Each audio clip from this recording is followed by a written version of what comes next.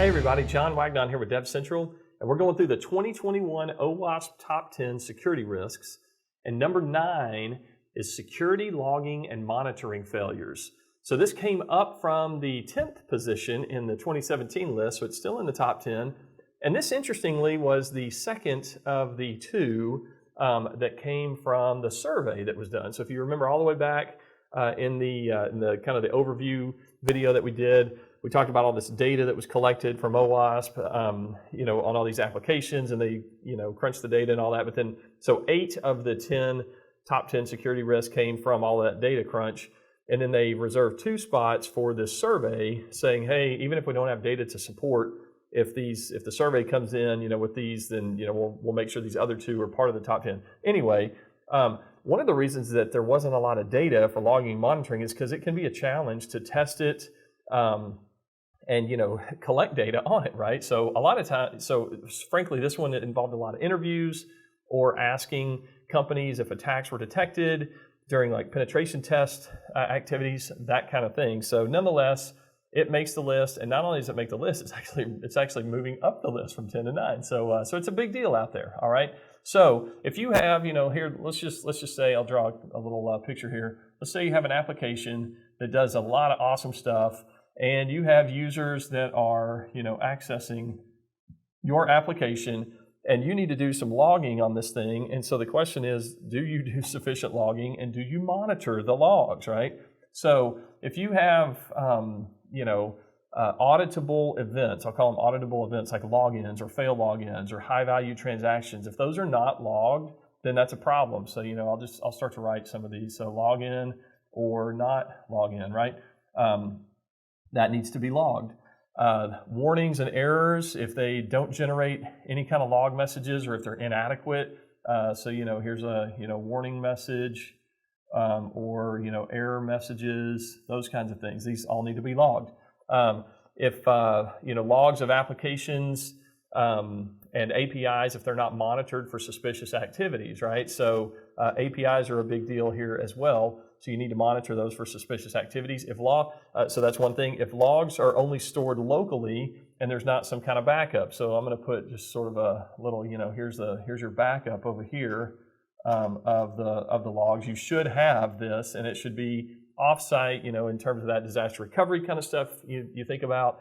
So there needs to be a backup of the logs, and to get that redundancy. There needs to be appropriate alerting thresholds and response escalation processes in place, right? So if those are not, then I'll just put, thresholds right here. So thresholds need to be in place so that if certain thresholds are broken or, overcome, then you need to alert on that stuff. You need to log that stuff, right?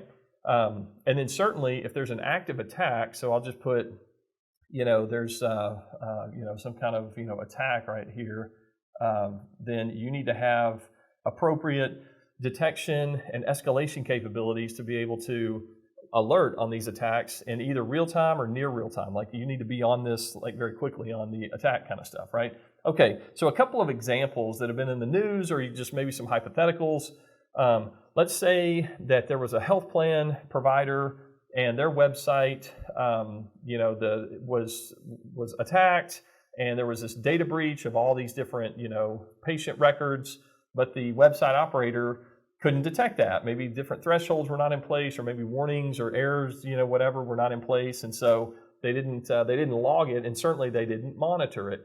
So maybe then it took an external third party to inform this health plan provider that an attacker had already accessed and modified these, sensitive health records of, millions of patients or whatever, right? So that's a very real world, type scenario. Another one that could happen, let's say that you're an airline, for example, and you have a data breach that involves, 10 years worth of personal data, like millions of passengers and passport numbers and credit cards and lots of PII kind of stuff, right?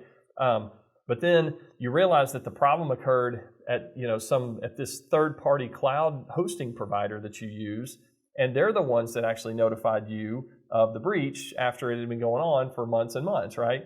And so that could be a problem if you've got some third-party hosting provider that you're relying on and they don't do sufficient logging and monitoring, right? Or there's a lot of failures going on with them. So you need to be aware of that situation as well.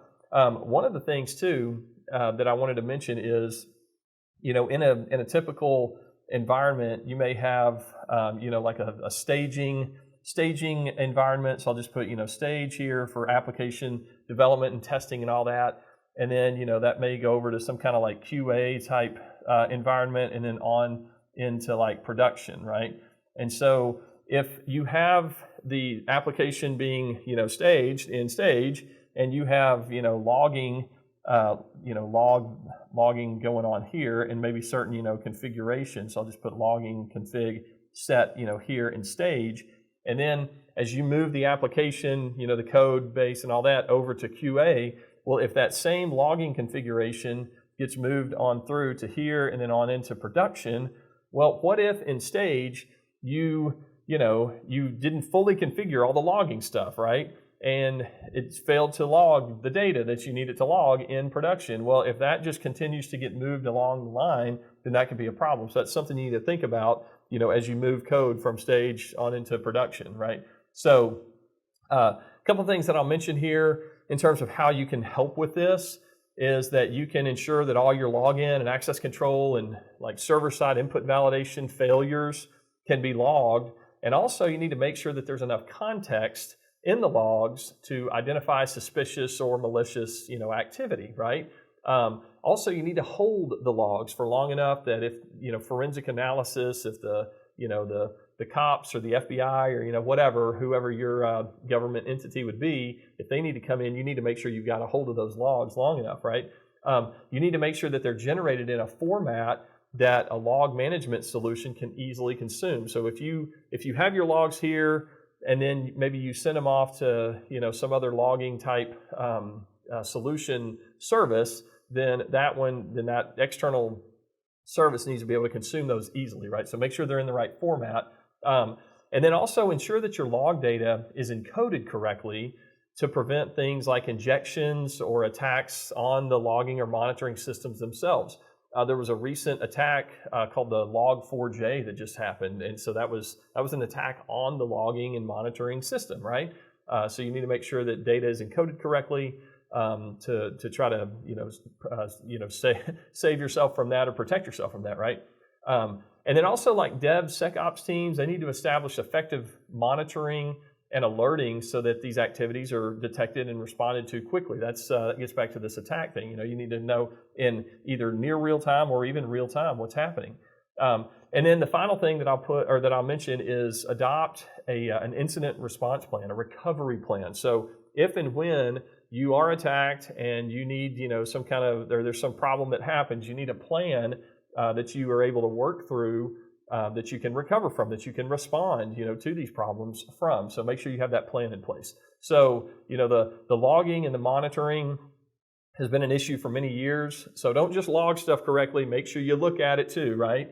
And this is still an issue here for this latest edition of OWASP in 2021. So hey, thanks for watching this Lightboard lesson video with us today. If you like this thing, you can click up here on our DevCentral logo and subscribe to our YouTube channel. And we'll see you guys out there in the community.